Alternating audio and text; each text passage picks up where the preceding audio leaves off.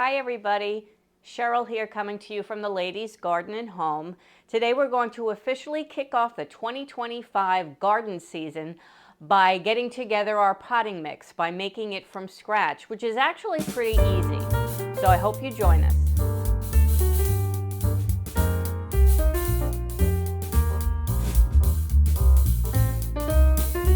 But before we get started, I just wanted to take a minute.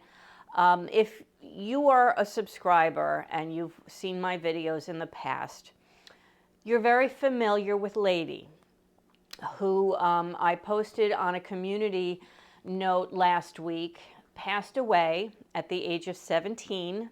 When I first started this channel, I really wanted to make Lady a showcase, kind of a centerpiece of our time in the garden together, because that was always our time. And you know, she had such a big personality, and she was such a sweet dog, and you know, certainly she slowed down, but she didn't slow down that much. So I think what I'm going to do, and I promise we'll get started soon, but I think what I'm going to do for the near future anyway, is I'm going to, at the end of my videos, I'm going to post a clip of Lady in the garden, just like I used to, and it could be kind of in memoriam. So the main reason why I make my potting mix from scratch is to save money. And, you know, if you're not starting too many seeds, you know, go ahead and buy a bag if you don't want to bother with getting all of these. But, you know, through the course of the year, I'm probably going to start a lot of seeds. So it makes sense for me, economically wise, to have the ingredients for me to throw together when I need them. This is the bin that I keep all of my potting mix ingredients in, and I usually keep it outside because I really don't have much room here inside the house. But I brought it in a couple of days ago just to give it a chance to warm up so it wouldn't be freezing cold when we got started. Another reason why I make my own is because I found that the seed starting mixes or the potting mixes, there is a difference. Seed starting mix doesn't contain either any nutrition at all or very little, because seedlings really don't need it if they have their baby leaves, which are also called cotyledons. So they don't really need a lot of nutrition at first. But I found that this peat moss that's contained in most seed starting mixes can carry fungus gnat eggs. And then when it gets rehydrated, those fungus gnats take off throughout the house, and I'm really trying to avoid that. It's happened to me in the past. You know, they can be carried in on outdoor plants you bring inside too. So, but to keep the fungus gnats at a minimum, the main ingredient I use instead of peat moss is coconut coir. And these come in bricks. They need to be rehydrated. And, oh, I found my mat. This keeps things nice and tidy. Doesn't look like I did a good job cleaning it out the last time I used it. Oh well. It's just going to get dirty again anyway. Let's see. Then we have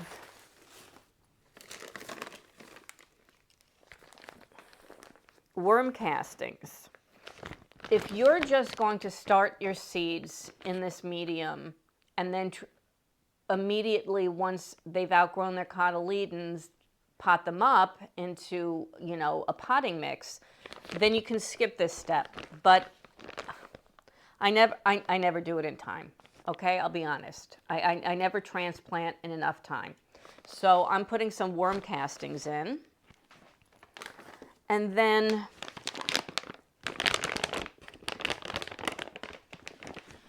for drainage and soil aeration, in other words, to keep it nice and light and fluffy, there's vermiculite. And then perlite. Perlite helps maintain the moisture in the soil, so you know, you don't have to water quite as often. Perlite and vermiculite are also really good if, once you go ahead and sow your seeds, you want to put a thin layer on top, because that dries out the top of the soil and that prevents fungus gnats from being attracted to it and digging their little bodies in and laying more eggs. So, and if I was transplanting seedlings into a good fertile potting mix, at this point what I would add is compost and some mycorrhizal fungi, which helps with root development. So I do this on transplanting it. I'm just going to concentrate on a seed starting mix with just a little bit of nutrition, just to give me time to pot them up, because I'm going to start really in smaller containers this year. First thing we're going to do is we're going to hydrate the coconut core. And this is also a good step, because you can actually, sometimes because they're natural from coconut, sometimes they contain some salt. And then if you rehydrate it and give it a good, rinsing out, you don't have to worry about that. So I boiled some water. And we're just going to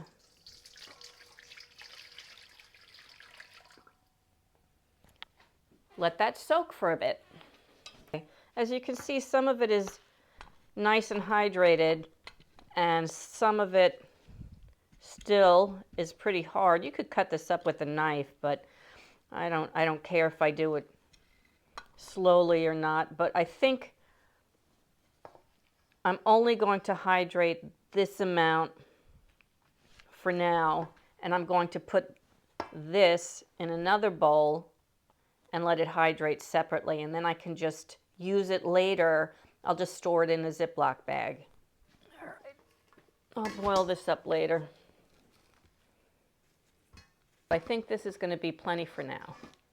Now, to lighten this mixture up, because you see it's kind of heavy, and you want your little seedlings to have the best chance of sticking their heads out, we're going to add an equal volume of the soil to vermiculite and perlite. So think of this as a half, a quarter, and a quarter.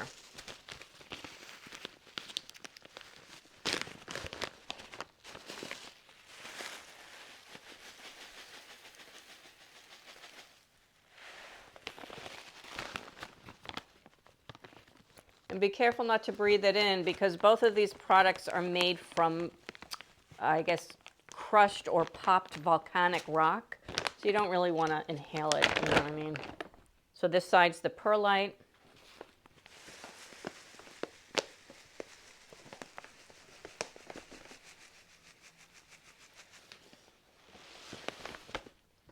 And that side's the vermiculite. And the goal is really to have a nice, fluffy, soft medium.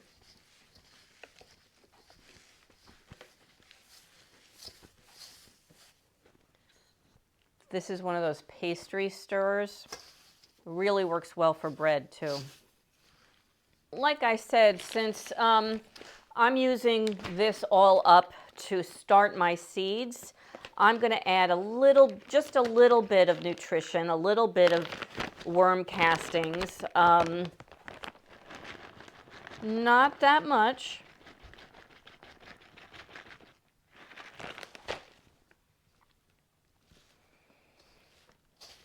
And if this was going to be regular potting mix for when my seedlings are at a more advanced age, then I would be probably half and halving the worm castings, compost, and then the coconut core. And at this stage, if you wanted to, if you wanted to add some fertilizer in there, some nice dry organic fertilizer, that would be fine too. But for my seedlings, I use a liquid fertilizer. Agri-Thrive, I think, is what I use. I'll link it at the bottom. I'll link all of these products at the bottom for you.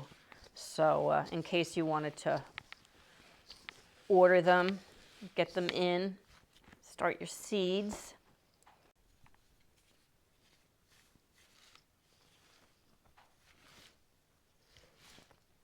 Just make sure it's mixed well.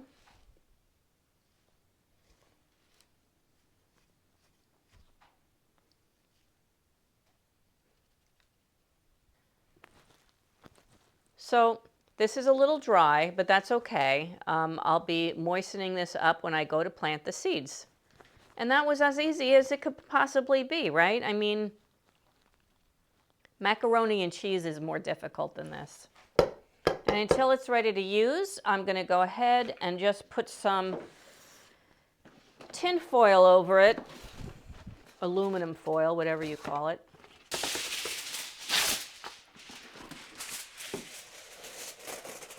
Keep, you know, dust or cat hair or fungus gnats out of it until it's ready to use. I'll just quickly show you the setup that I got ready that I used to start my seeds. This is a mini greenhouse that I purchased last year, and it gives me enough space to have, these are the kind of the bigger plants that I had brought in from outside. Got a little volunteer tomato plant growing. It's the cutest thing you ever saw. Anyway, and then I can go into the bottom if I need to. And then I have, because I don't have electricity along this wall, I have these magnetic lights, and these worked pretty well for me last year. I have not yet put out my heat mat though, because I'm really going to be concentrating on starting my cool season crops, things like my lettuce, spinach, arugula, escarole, yum, my favorite new vegetable. What else will I start? Oh, and onions. Timing on onions is important because they need to be able to bulb up in a very specific time frame in the summer, which frankly I've never gotten right. But I do know that for my area, which is 7B, I really need to get started on those in January. So I'm going to be starting my onions next week too. So a bag about this big, which is I think 8 quarts of pre-made seed starting or potting mix, is going to run you about 16 to 20 bucks from what I saw on Amazon just now. Whereas this bag of perlite cost me, hold on, I gotta put my glasses on. Okay, so the perlite was $7. The vermiculite was $7. The coconut coir was $23 for 4 bricks, and you saw how much I got out of that. I got, that was just a half that we just did, and then here's another half. So there's quite a bit once you expand it. What I like about it is the fact that it does come in those compact sizes. It's just so safe, space saving. And the worm castings were 12. So for about 40 bucks, you've got enough to make, I would say, at least 10, 12 bags this size of seed starting mix on your own. So it really is worth the investment, I think, because you're going to save in the long run. So that's it. I wanted to show you how easy it was to make your own seed starting mix, and also potting mix if you want to add in that nutrition of the compost. I want to thank you very much for joining me today on, I got to be honest, it was a little bit of a difficult video to make without my little lady with me. But I hope you stay tuned to the end to see a little bit of her, and if you'd never seen one of my videos before, it'll introduce you to what was a very, very special little girl. And I hope you enjoyed this video. If you did, please give it a like, and I hope you subscribe and join our growing community. And from the Ladies Garden and Home, bye!